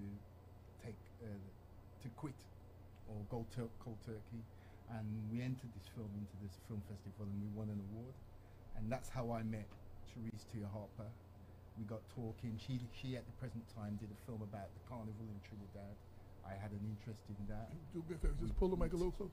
I want to make sure everybody here just pull Yeah, the mic. we teamed up, and yeah, the rest is history. Panamunda was born from that.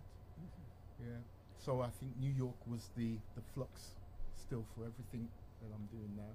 So I find it interesting, Keith, that you don't necessarily play the steel pan, but you do this documentary and you have this interest in it. So why is it that you don't play? Have you ever tried to play, or why is it you don't play? The strangest thing is when I was 17 and unemployed, growing up in Birmingham in the UK, the second city of the UK where I grew up, I was unemployed, and there was a cultural centre that gave free steel pan lessons for the unemployed. I went to about 2 sessions, tried. It was a bit harder than it looked. I lost a bit of interest. My friend, who actually stuck with it to this day, he earns his living from playing this and teaching this thing. So I mean, that was my first real touch with it, and I think that probably when this film's over and it's in the past, I promise that I will actually join a band. There's lots of bands out there who are always looking for players. Cool. Y'all have any? If y'all have a question, please chime in. You traveled the world for this movie. I'm just wondering your funding source. I know it must be a labor of love, but how are you able to do all this? I mean, we had to kind of it was crowdfunding mostly that took us, but I mean the highest expense really was actually the travel. So we rallied around.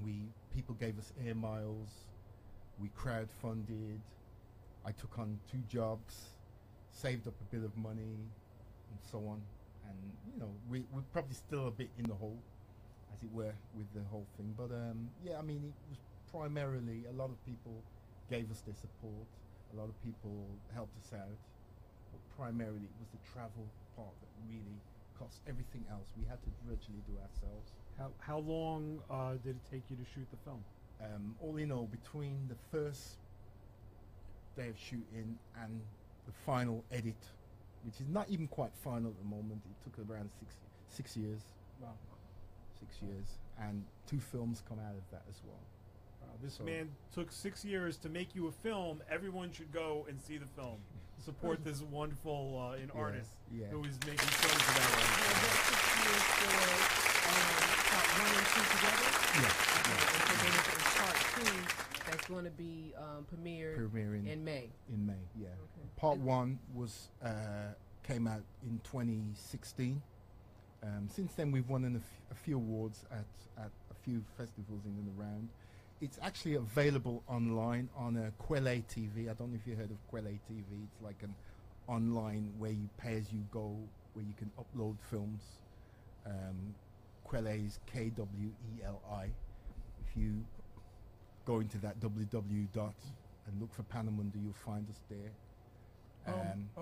Well, quick shout out to Jeff Red, who just tuned in. Brenda, you and I, there's a Mount Vernon Film Festival coming up, and they're still taking submissions for independent films. You have his contact information, Yes, right? actually, I spoke to Osiris. Oh, you already talked to him? Okay. Yes, Osiris, and I'm going to make the connection between Keith and Osiris. Okay. And you kind of saw it on Facebook. I kind of Yeah, did like yeah. a brief introduction, but Yeah. I'll make sure that the 2 of you transfer the information. Actually, Osiris is supposed to be tuning in tonight. Okay. But this way, because as AJ said, we have the annual film festival in Mount Vernon, and Osiris said that he would like to, have his film. That sounds as a part fantastic. of the And festival. that's the kind of film, and that's what it's for independent films like that to get seen, and so. That sounds good. I mean, I think this is what it's all about. Once you network and you meet the right people to help. Absolutely, just push things out a absolutely. bit When is further. the film festival in Mount Vernon? Do you know when? No, I don't It's know usually when the date is it usually like August or something? Yeah, I'm not sure. I don't know the date. For when I it's will gonna be. make sure that you know. And we connect. Are we We'll connected put on it up. Facebook? Me and We'll you, right? connect it. Yeah. Okay, I will make sure you know on Facebook. And if you don't hear from me in a month, just be, hey, just when is it again? I'm not So, shy. It's okay. Yeah. So Osiris, if you're listening or if you're tuned in, please answer that question if you have the date set for the film festival. If not, then we'll get the information and put it up and get it out. That sounds fantastic. Oh, okay, real quick, and I hope you can hear me. Damon K. Jones, you just tuned in. Where are you? Because you're supposed to be here. So where are you, sir? Holla back. Go ahead.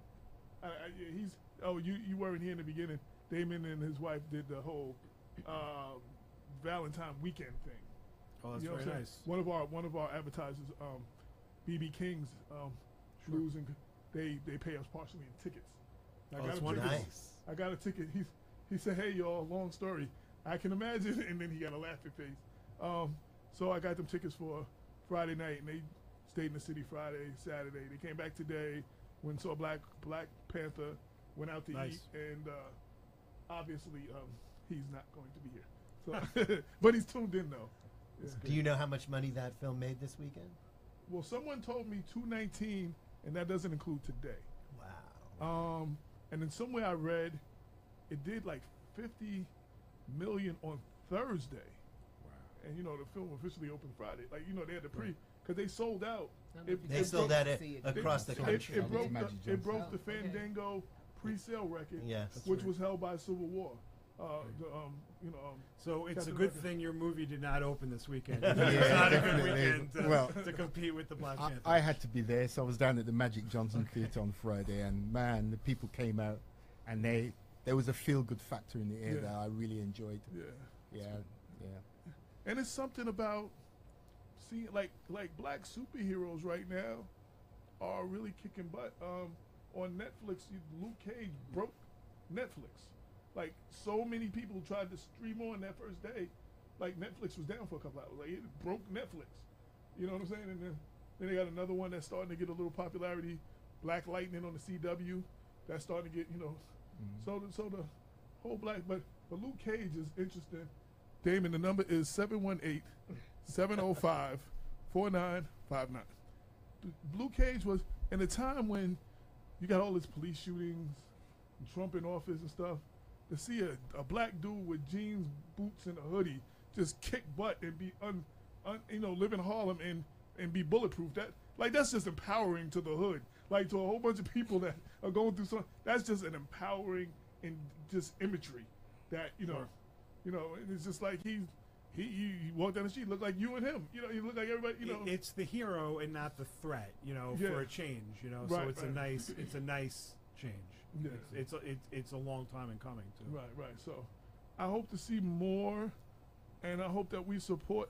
I think the most important thing with seeing it this weekend, and I say that with a lot of independent movies, especially black movies. You seen it on the open, like Brenda made a. She said, "I chose to." How did you phrase going to movies? I chose to use my dollars. You said. Oh yes, I chose to cash my dollars. It's the same as casting a vote. It is indeed. And an opening weekend. Well, look, what was that movie about the space program that had that featured 3 or 4 African American women, and everybody said and what's the name was in it? Taraji was in it. Taraji was in it. Right, Olivia Spencer. Right. And that movie blew it away. Right. And it won tons of awards. Right. And everybody said, "Oh no, black women are bad enough, but black women forget it." Right. And that was one hell of a good film, and it was historically pretty accurate. And when they came out with those women who were still alive that they were representing, if that didn't take people's breath away, nothing will. And that was a very good movie. And I'm so sorry. I can't think of the name of it. Hidden Figures. Hidden Figures, yes. Thank you very much. You. Shout out to Uncle Frank Trulio from Trusco, Garden Supplies, and Westchester County Legislator Lyndon Williams is listening. Is tuned in right now. Hey, can I give a shout out? I have a friend who has a birthday today. Absolutely. My friend Mike Rubiak. You're my brother in the revolution. Solidarity. Happy birthday. Thank you very much. Happy birthday. Hey, round of applause for I was married to a teacher when I lived in Atlanta. Teachers are well underpaid and overworked. And a lot of them, well, the good ones, it's almost a labor of love. But it depends where you are about getting overpaid. But no matter what. No, underpaid.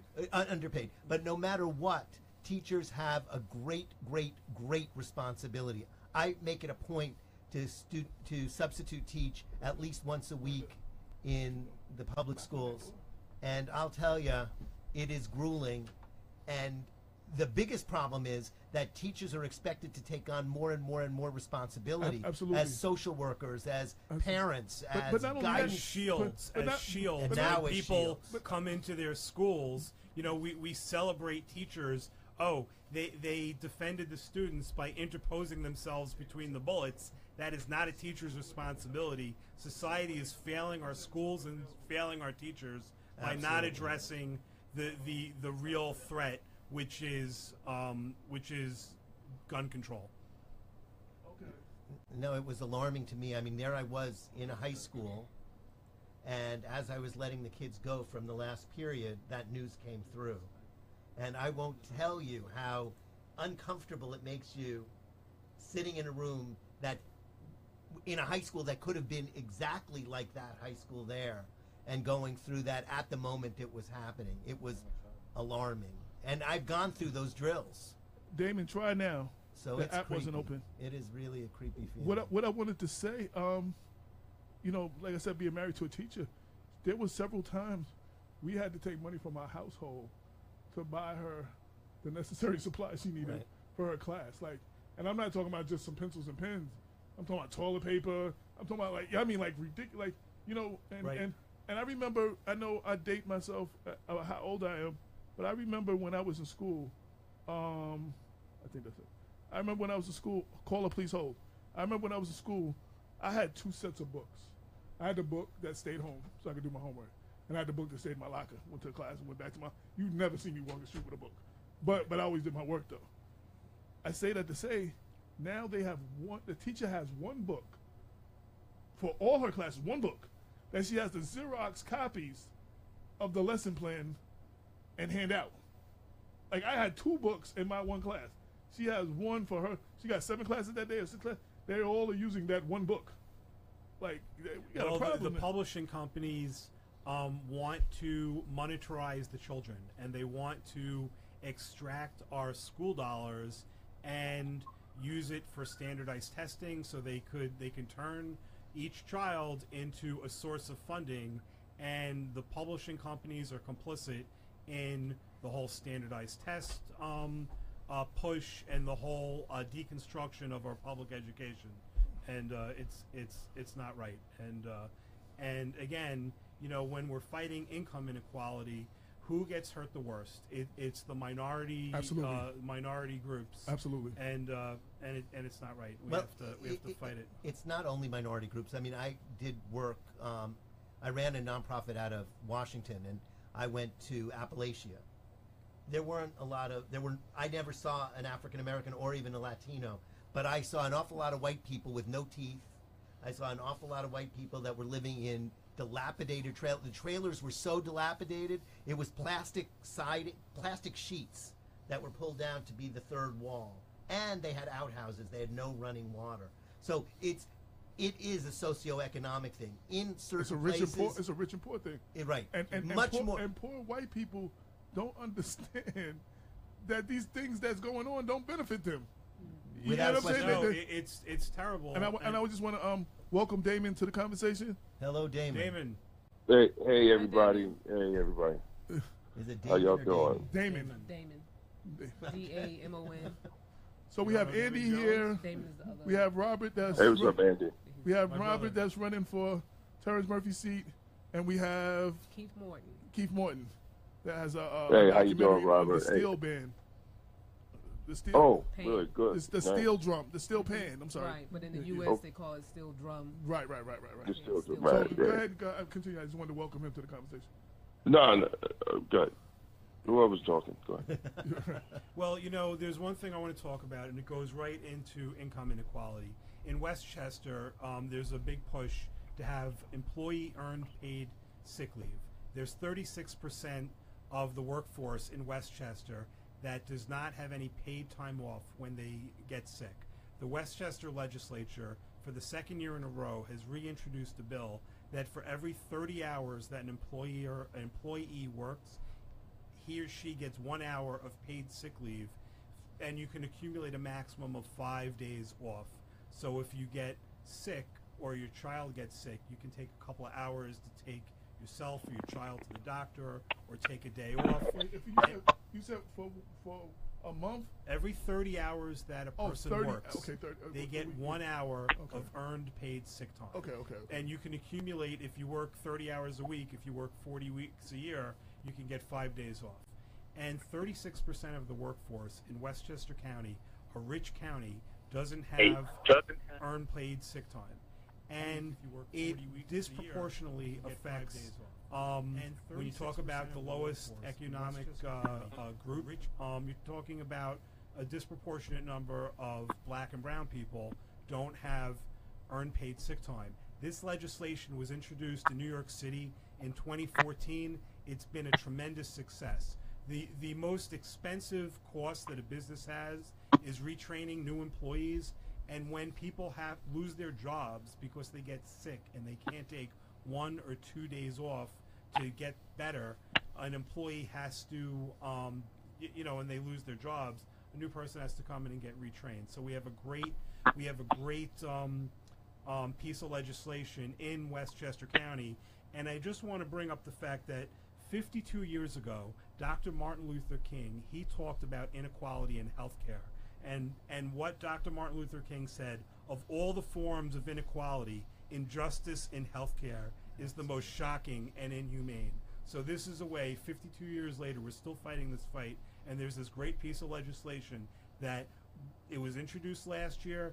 The Democrats did not have the votes to override the promise veto from Rob Astorino. We have a new legislature. All 12 Democrats are on board. Disasterino, he's gone. And we have George Latimer that said that he would sign the legislation. So this is the year to get employee earned paid sick leave passed in Westchester County. When didn't it used to be this way though? No. Oh, it just was never in Westchester? No, it was never anywhere. Places added it now as no, part I mean, in the 80s again, when I worked at that architect firm, and maybe it was there. No, but every month, I got a day or something. Like there are.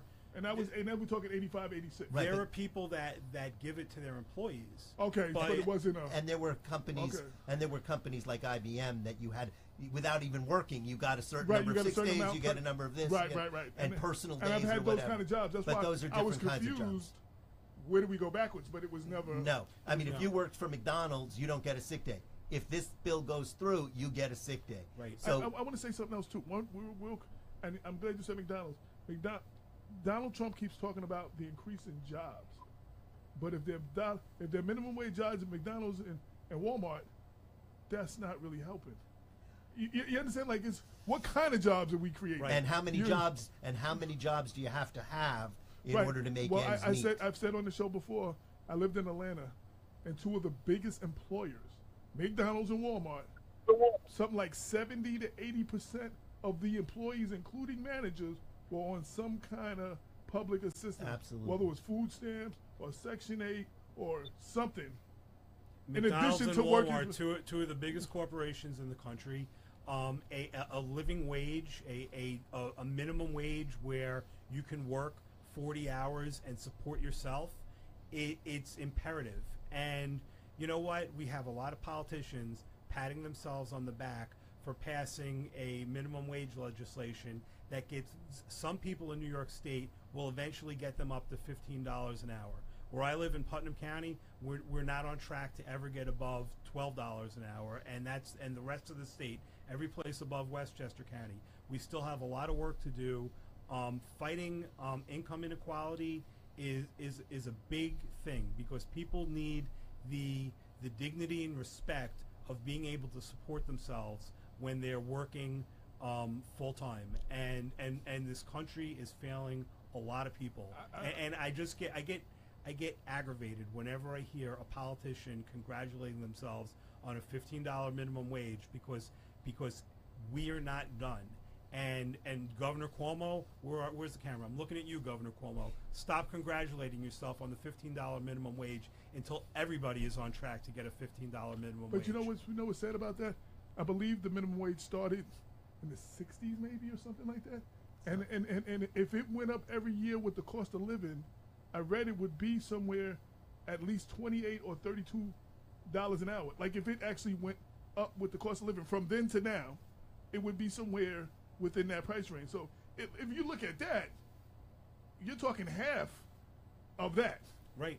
You know, and that's just the minimum wage with the cost of living increase every year. Right. You understand what I'm saying? That's, right. It goes to show you that minimum wage does not bring you up to a surviving wage, at least not in New York. And anybody who's congratulated, I mean, it's great to go from 0 to 15, but it is not a living wage, and we should stop calling it a living wage, because even if you work 40 hours a week and you make $15, and the federal government aims to try to cut back on Social Security and cut back on Medicare and cut back on all the rest of the safety net, you will be in the hole more than you can imagine. So let's not fool ourselves. And this is not only people who work for corporations, this is people who work for themselves. This is people who work in the agricultural field, which is a big industry in New York. This does not make people whole. I know for Christmas vacation, not Christmas vacation, the Christmas area, I was working at Kohl's. Kohl's was $10.10 an hour. I was looking at the other people who were working at Kohl's. They're not making ends meet. They're trying to just get enough money to subsidize their food budget. Forget about how costly the electric bill is and rent or mortgage. Like I said, I try to substitute teach at least once a week, so I'm in the classroom and I'm with teachers. I worked in the schools, as I said, in New York City. I taught at UConn. My heart is in education. Substitute teaching in Westchester, in the school that I work in, is $100 a day, and you can only teach so many days because you can't go over that as a substitute. There's no way in Westchester County or in Putnam that you can survive if that's the way people are supporting themselves. We have people in the aforementioned counties, Westchester, Putnam, probably Dutchess, that are making life decisions at the gas pump. Do I get 5 gallons of gas, what I need? Or do I get 3 gallons of gas and a gallon of milk? That's exactly right. You understand what I'm saying? Like, I mean, you're making life decisions at the gas pump. Like, right, and that means no doctor's appointment and no dentist. Right. And that's just trying to survive. And let's talk about Walmart, the largest private employer in the United States, 1.1 million employees. The employees of Walmart are subsidized to the tune of $17 billion a year because they get public assistance because Walmart does not provide them enough of an income. And Walmart, you know, the Waltons, they fight raising the minimum wage. So what does that mean? Walmart, one of the largest companies in the world, makes billions and billions of dollars, makes money hand over fist to make things not in the United States, to, you know, take jobs and offshore them. We're subsidizing the Waltons by not having a minimum wage across the country that people can live on. Because, the minimum wage in Georgia is way less than it is in New York. That's right. I mean, because the cost of living is... Right, but it's beyond that. It's exactly like Andy said. If you're working part-time, which is most of their employees, so they don't have to pay certain benefits anyway, you're getting food stamps. 35 hours, I think. You're getting food stamps. You're getting you could be getting Section 8 housing. You could be getting all of those other things, SSI payments. And I'm talking about some managers too. Not even talking about the regular dude. Well, that's if you're not working. There's some managers that got food stamps and all that. But it goes back to, I remember when they were complaining in China that people in the factories that made Apple products were committing suicide at record rates. And some people had the nerve to say, well, if Apple would raise their prices just a little, they could support some of those programs that would help these people in China. And I said, how much money is Apple sitting on? How many hundreds of millions or billions of dollars is Apple sitting on? Why do they have to have those kinds of profits while their workers are committing suicide because of the stress of the work that they're getting put under in order to make those products. Apple could have taken 25% less profit and reinvested in their overseas workforce and made them whole. We have the wrong mindset about all of this. And if they paid the tax that they were supposed to pay, because they get all kinds of tax breaks and stuff. Right. We can clear up a lot of these problems we got. Right? You know what I'm saying? Listen, we cut corporate welfare. And we increased corporate welfare. Well, no, we cut it. We let's you know what? Cut corporate taxes. We're giving cut corporate welfare. We're subsidizing these billion-dollar companies. How many billions of dollars do people need? You know, I was working on a project to organize fast food workers in November and December, and I would go from an office in the financial district where it's $1 billion. You know, it's the richest place in the world, and I would take the L train to East New York, one of the worst places in New York City, and I'm trying to organize fast food workers, and I'm like, it's right here. It's just a couple of miles away from the financial district is abject poverty and people living in the worst conditions. And let me tell you, I thought I'd go into these fast food places and I talk to the workers and try to organize them. I thought they'd be ready to burn their places down because they're being treated so unfairly. It was the hardest thing I've ever done. Because you don't want to. They're desperate. Do anything to get less hours. You don't want to mess up, because there was a place where with Walmart, and something in the place as large as Walmart. I don't remember the place. But the people tried to unionize, tried to get themselves together, and Walmart said, "You know what? Forget this. We don't have to be here." Right on Long Island, Target. And they Target, left. They closed. They closed when there was a great organizing drive from the Uniform Commercial Food Workers, the UFCW Local 1500. They were able to get people at Target sign enough union cards to organize. Target closed. Everybody lost their jobs, and we should remember that when we shop for the bargains. There's a great quote. I pity the man who wants a coat so cheap that the people who make the cloth starve in the process. And it's just. Or better yet, don't have a coat themselves. Listen, we're part of the problem when we don't, recognize what our choices do to the economy. And fighting income inequality. There is enough wealth, and we need progressive taxation. And if you're lucky enough to live in this country and to be a success, and I'm talking millions of dollars a year, billions of dollars a year, they should be able to pay a portion of their taxes that helps save Social Security. Social Security is not broken. Social Security is not going broke. A couple of simple fixes could fund Social Security forever. And we don't have the political will to do it. Medicare is not the problem. Medicaid is not the problem. We have a corrupt government that's in the pockets of the richest people in the world. Pharmaceutical companies. The pharmaceutical companies, and listen, I'm a capitalist.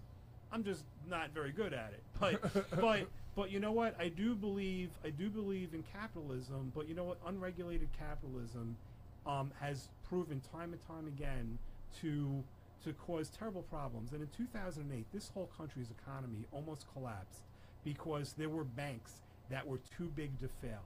And what did we do? We didn't bail out Main Street. We bailed out Wall Street. And those banks that we bailed out, they're bigger. They're bigger than they were in 2008. And doing more damage. Potentially. Potentially. Yeah. Allegedly. But be real quick, we are coming kind of close to the end of the show, and I wanted to give this gentleman a chance. Websites, where can people who want to know more about what you're doing, more about your, Yeah, Explore the World. ExploreTheWorld.com is the place where you can find more information about what we're doing, or Facebook, Panamundo. Spell that, please. Panomundo. Okay. Panamundo. Are you That's anywhere else? Panworld. Any other social media? No? Yeah, that's it really. Oh, okay. Explore the world. Well. Do I get to push mine too? Yeah, absolutely. I'm going to work with Brenda, and I'm going to make it my business to try to get you into the Mount Vernon Film Festival. So when that comes up, people can look for that. And yes, I said it, Osiris. So if somebody told you I'm saying it, this brother need to be in the film festival. Yeah, I told him. Holla at me tomorrow, Sounds interesting. for real. And so y'all can get a chance to see what he's put all his work into, along with a bunch of other independent films. And then when the world premiere, he have it in May. Black Westchester as part Oh, of media. absolutely. Will can be down there because when the first segment of it, or the world premiere part is by guests, invite only, and then there will be about maybe 2 other screenings that's open to the public. But to get in on the media piece of it, of the world premiere, Black Westchester can be there, where we can help great. carry the story and write up some more and be a part of that. Now, is there anything I didn't ask you that you want to talk about as far as the film, as far as the project? Well, we're just hoping that in May we're trying to reach out to all the schools in and around the New York area that have steel pans. Quite a few do.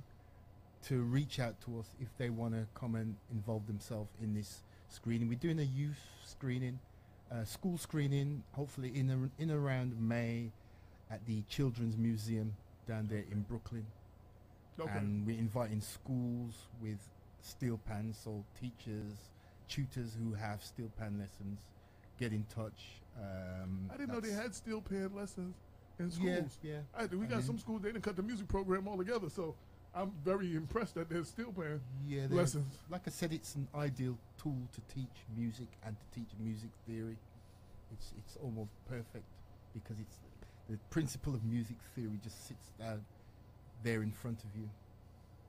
So explore the world.biz, that's with an X, XPLORE, the world, one word, .biz, and you'll find the dates. And through Brenda, let me know.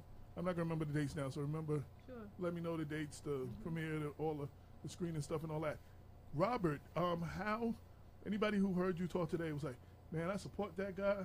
I want to make a donation, or I want to volunteer. How do they get in touch? Or I want to know more about him. How do they get in touch with you? The first is the website, which is electkeston.com.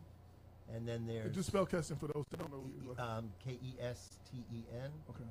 And then the Facebook is Robert Keston for New York State Senate.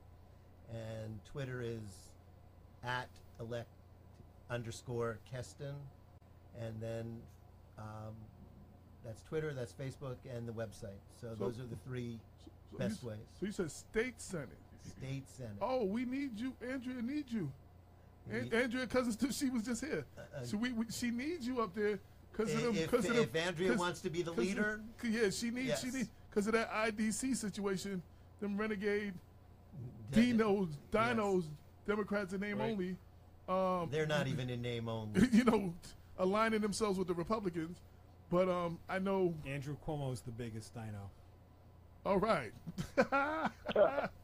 Oh, he laughing. Right. Laughing. They should only be in name only. I mean, they're what makes them the most horrific is they sign on and co-sponsor this great legislation like single-payer health care and women's health and voting rights, and then they walk out of the room when the votes are called so that the Republicans outnumber the Democrats, and it never even gets out of committee. It never gets to the floor. It never gets discussed. The public doesn't even know what great legislation is sitting there. There are 9 bills right now in the Senate committees that will never see the light of day on gun control, on just making guns safer, on getting rid of bump stocks, on getting rid of all of this stuff, on getting rid of piercing bullets. And that will never see the light of day because the IDC members walk out of the room rather than take a vote. Yet they sign on to all of that legislation. They really need to be ashamed of themselves, and their voters in all of those districts need to get rid of them because they hurt their constituents. Well, last week we posted, or last week's show, we posted their pictures and where their districts are. And we're going to continue to do that so people are informed to get their behinds out of there. Because as far as I want to say, as far as I'm concerned, what they're telling their voters, IDC stands for, I don't care about you. And let me tell you, Governor Cuomo and the Senate Democrats have made a deal not to support primary campaigns against the IDC members. The Working Families Party has a program, and we're going after the IDC. We're supporting our own candidates against the Democratic IDC members. It's an actual deal. It's an actual deal. Andy, I just speak I saw an article. Up a little bit. All right. Y'all can't hear me? Yeah, I got the volume all the way up. Yes. Hello, can y'all hear me now? That's better. That's much better. Yeah. There was an article in the Post, and I think it was kind of misleading because they said that the Working Family Party is going after the Democratic Party. And be clear, I want you to just repeat on what you're saying, what the Working Family is doing. The Working Families Party is going after those specific IDC members. That's right. And I think we need to make that clear because the way the Post wrote that article is that the Working Families Party was literally going after the Democratic Party in those elections. And I just need you to keep your answer 2 minutes-ish. Governor Cuomo and the Senate Democrats made a deal not to support primaries against the IDC, and that's because they're hoping for a unification. The Working Families Party felt that deal is not the right thing for New York, so we are supporting primary challenges against the IDC members so we can get real Democrats in to caucus with the Democrats. The Working Families Party will empower the Democratic Party by getting rid of as many IDC members as we can. We're working hard at that. We're working every day. They pointed them out. There's 3, 4, at least 4 of them that are up for election. No, they're all up. Oh, they're all up. Everybody's up. Everybody's up. All 63 Senate seats are up. Okay. So everybody. And so the all whole the IDC. assembly all seats 150 assembly now seats. let me up. ask you. I was the IDC. I had it on the tip of my tongue, and then you were talking, and I lost it a bit. I forgot now. They're bad. They empower the Republicans. They caucus with the Republicans. They empower Governor Cuomo. Governor Cuomo was part of the creation of the IDC. We need to clean house. Yeah. Get rid of all of them. Yes, he was. Now I know what I wanted to say. So the head of the IDC wants the unification so he can co-rule the party with He will remain. He will remain a co-leader as he is now. She won't be exclusive. She'll represent the Democrats. He'll represent his caucus, and that's not unification. That is still allowing a handful of people who can decide one way or the other whether to support the Democratic agenda, the public's agenda, or to break that off and still go the other way. It is not democracy at work. Right now, there's no way we can look at the New York State Senate and not say that we have minority rule in the New York State Senate. The gerrymandering has made sure that the majority does not have the seats that it should have, and part of that gerrymandering is by keeping the IDC people in control, able to sway that one way or the other. She explained that last week a little bit. So yeah, I think AJ, I think we need to have a whole separate show about that. Yes, I absolutely agree. About the IDC. We need to have a whole show and really bring people on and educate the people on what the IDC is actually doing to the political process in Albany. Absolutely. I want to ask you a question if you know the answer. So, in addition to your seat, how many more do we need to get the majority, and how many IDC seats do we need? Well, there are 8 IDC seats. Okay. If there are 2 open seats where there's a special election on April 24th. One is the 37th district, which is here in Westchester. Yeah. Right, Shelley. Right, Myers. Shelley Mayer is the candidate on the Democratic side, and then you've got another one that's in the Bronx. If those 2 seats hold, that's when this faux deal is supposed to take place, because the Democrats will have too many seats for the IDC to be as effective. But the more seats we take in the 2018 November election will really be the determining factor if the Republicans are put into the minority where they belong based on the electorate. Right. It's the same in Congress. It's the same as the president. Because of the way the system is, we have a minority-led government in Washington. A minority-led government. And that is not acceptable in a democracy, and certainly not acceptable in the longest-serving democracy. You know, our Constitution is the longest-serving Constitution on the face of the earth, and it's being abused prodigiously by people who abuse the system. But I guess, let me rephrase it a little bit. So, in addition to all the Democrats retaining their seats, those 2 seats holding, do we need all of the IDC seats? You don't need all of them. I'm saying, how many of those do you need? What is it, 3? Right. 3. Out of 8? Yeah. Oh, so we need... No, and Simcha Filter doesn't even count because he would be 9. So it's 3 of the 8 plus the 2 that are open, and that really makes it so that the IDC... So we need 5, 6 of them seats. So listen, we need them all. The political revolution starts right here in People Before Politics with Black Westchester Magazine. Westchester is going to be the center of the political revolution, and I'm the official greeter. Come join us. All right. For people that want to get in touch with you. Yeah, that sounds good to me. That sounds real good. I'm on Facebook. Andrew Falk, Falk, for New York is my political page, and I'm around. If you want to see me face to face, come to a rally. I'm out there. I'm the one holding the signs. Yet it took me to come to this radio station to finally see you face to face. That's good. It's good to see it. So, Brenda, any last words? Would you like to? Anything you promote at the end of the show? A lot of people don't know when she's not here, and you see me looking at the computer a lot, and I'm speaking on something, and I'm like, yeah, it's a book title name, and she'll type it in. And from at home, and then I read it to you. You think I know all this stuff. It's her. So at the end of a lot of shows. So you're the brain power behind the show. So she researches everything. So at the end of the show, she gives me like 25 flyers of events in my last 22 seconds. So is there anything coming up that you want to bring up real quick? No, other than just encourage people to go out, although the weekend has come to an end, and I know we say the weekend is where the ratings go for movies. And so with Black we need Panther, to keep, if you didn't see the movie, you need to see going. Yeah, please go out, people. I encourage everybody to go out if you can see it tonight, go tonight, because the opening weekend is not over. All hours. They just have number of theaters within the movie section, 4 or 5 But if it hadn't done well, that 4 or 5 would be one next week. Yeah, but you see what I'm saying? Right. But so that's the point.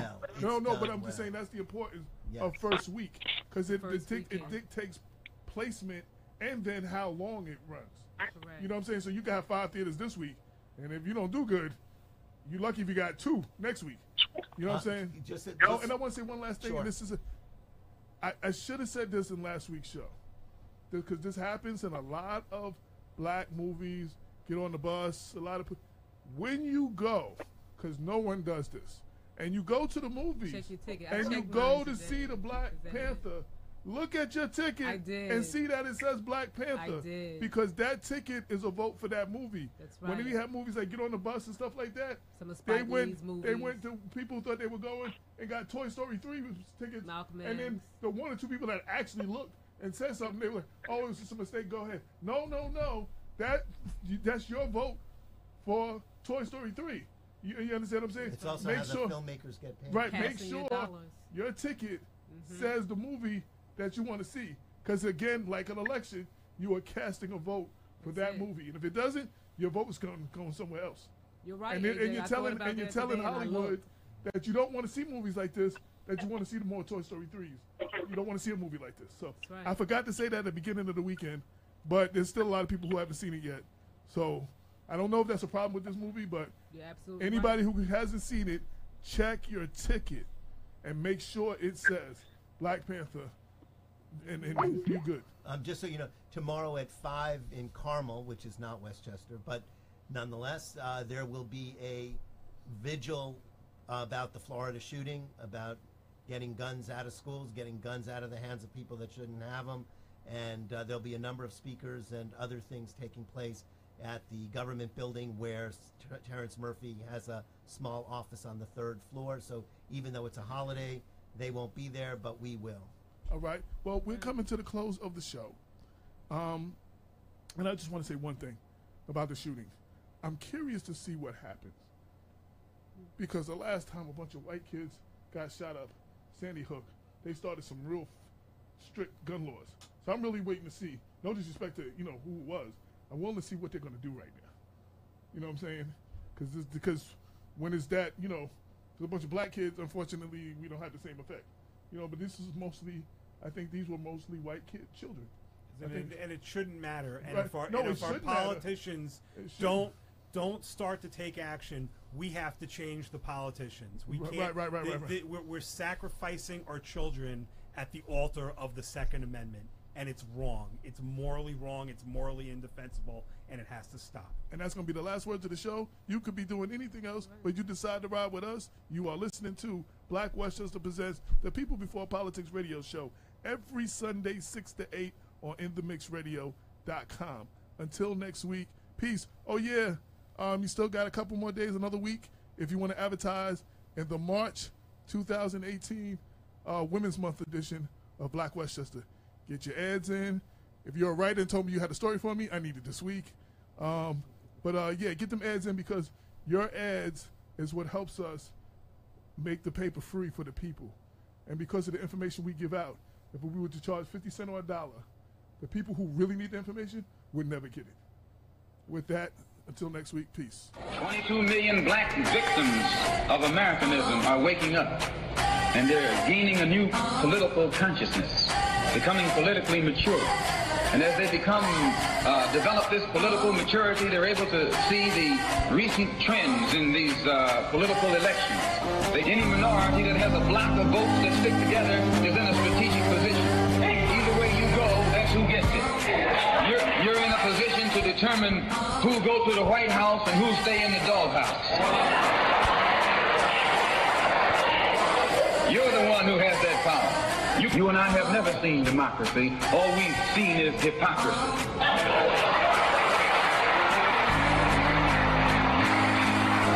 When we open our eyes today and look around America, we see America not through the eyes of someone who has enjoyed the fruits of Americanism. We see America through the eyes of someone who has been the victim of Americanism. We don't see any American dream. We've experienced only the American nightmare. We haven't benefited from America's democracy. We've only suffered from America's hypocrisy. And the generation that's coming up now can see it and are not afraid to say it. And are not afraid to say it. And are not afraid to say it. And are not afraid to say it. And are not afraid to say it. And are not afraid to say it. And are not afraid to say it. And are not afraid to say it. And are not afraid to say it.